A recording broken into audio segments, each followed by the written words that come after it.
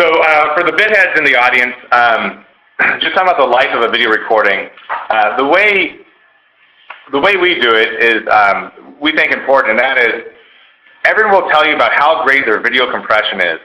And there's a lot of great video compression out there, and we use what we think is best of breed. But you have to be a little bit wary about what people are selling you. Anytime you compress video, or almost any time, that is what's called lossy encoding. You're throwing away bits that you can never get back. And a lot of these encoding algorithms are made for Hollywood and for DVD playback. You know, they're a big consumer of this stuff, and they drive a lot of the work in the space.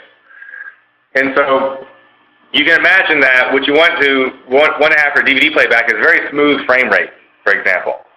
But you might pause an action scene, and you'll see a very blurry thing moving across the screen, and that was done intentionally by the encoding algorithm to make for a smooth-looking playback.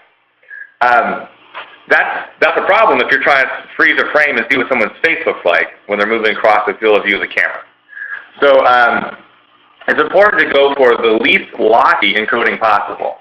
And so we take motion JPEG from every excuse me, motion JPEG from every camera to the CVR, and there we encode in MPEG-4. MPEG-4 Part 10, also known as H.264, is optional.